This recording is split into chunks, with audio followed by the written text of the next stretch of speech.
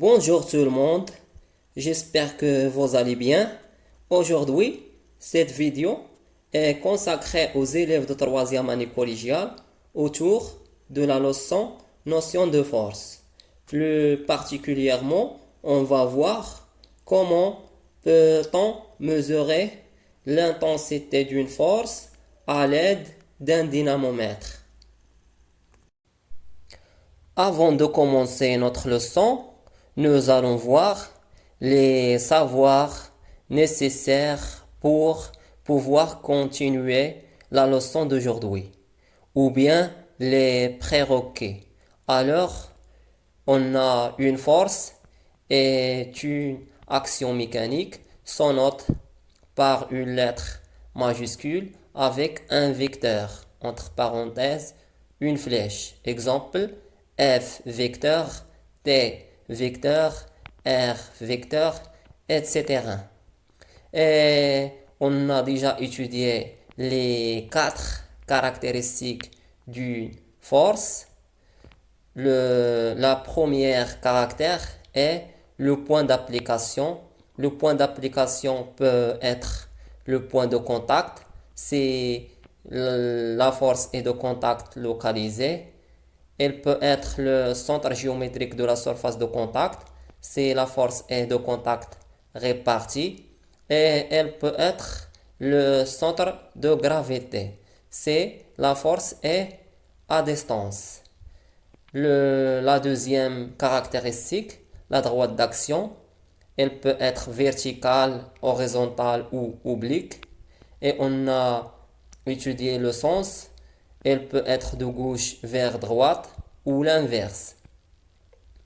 De haut vers le bas ou l'inverse. Ou d'un point vers l'autre.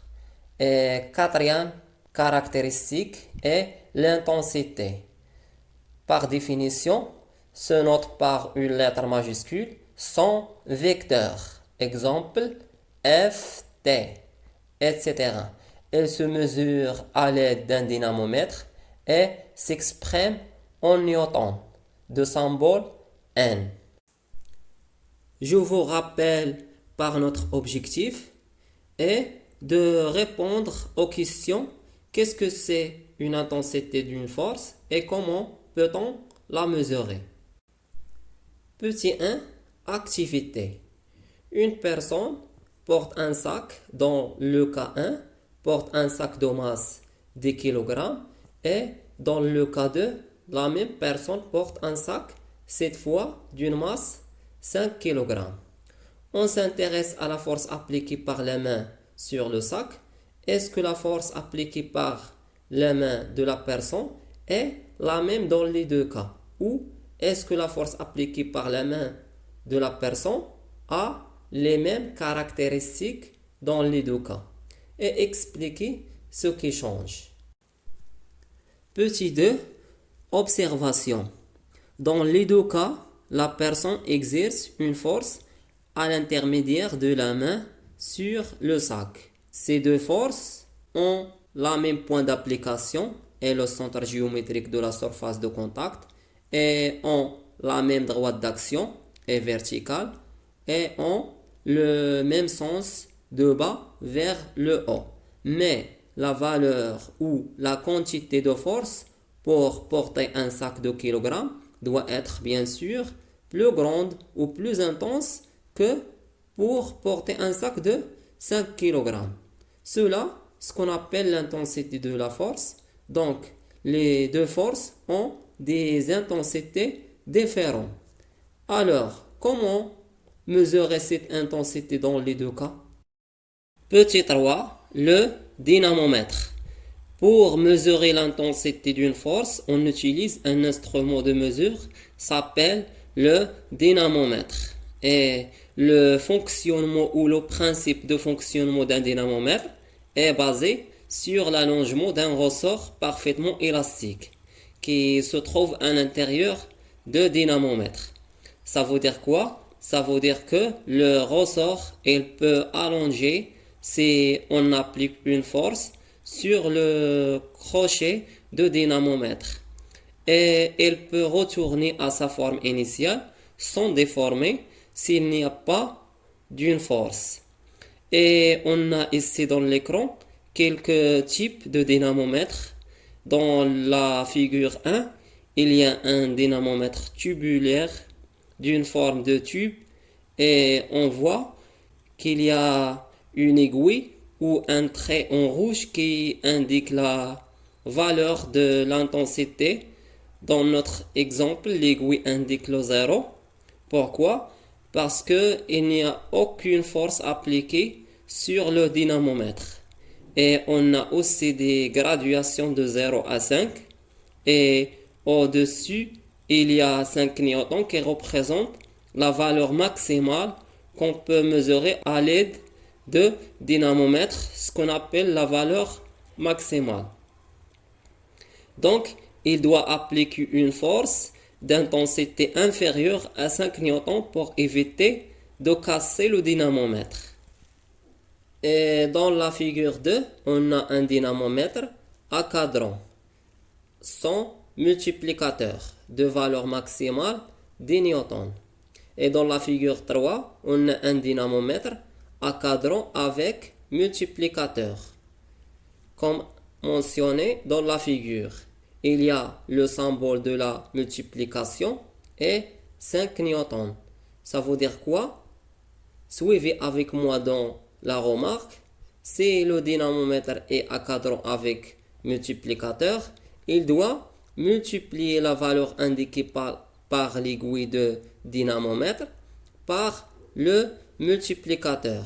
Exemple, si le dynamomètre indique 4 et son multiplicateur est égal à 5 newtons, il doit multiplier par 5 newtons. Donc, l'intensité est égale à 4 fois 5 newtons égale à 20 newtons. Le paragraphe 4 mesure l'intensité d'une force. On mesure maintenant l'intensité de force, entre parenthèses la valeur ou la quantité de force, nécessaire pour porter le sac dans les deux cas.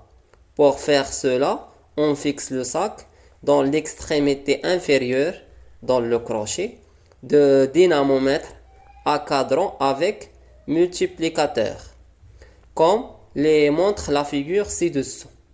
K1, on a dans le K1 le sac de kg et le K2, on a le sac de 5 kg.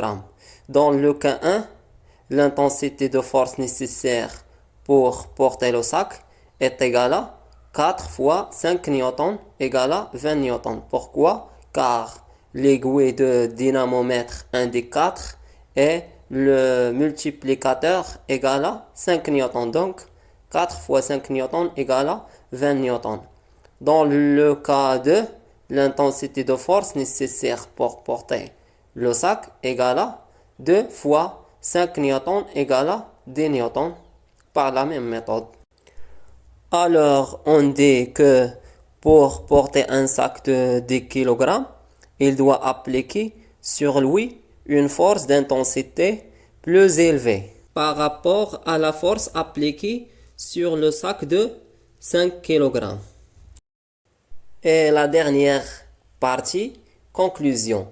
L'intensité d'une force est une grandeur physique mesurable qu'on peut mesurer, se note par une lettre majuscule sans flèche, entre parenthèses F, T, R, etc.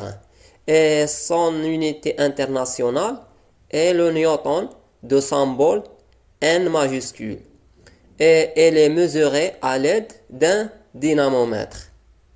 Et pour mesurer correctement l'intensité d'une force, il doit respecter les étapes suivantes. 1. S'assurer que le dynamomètre à vide indique la valeur 0. Ça veut dire si il n'y a pas d'une force appliquée sur le dynamomètre doit indiquer le 0. 2.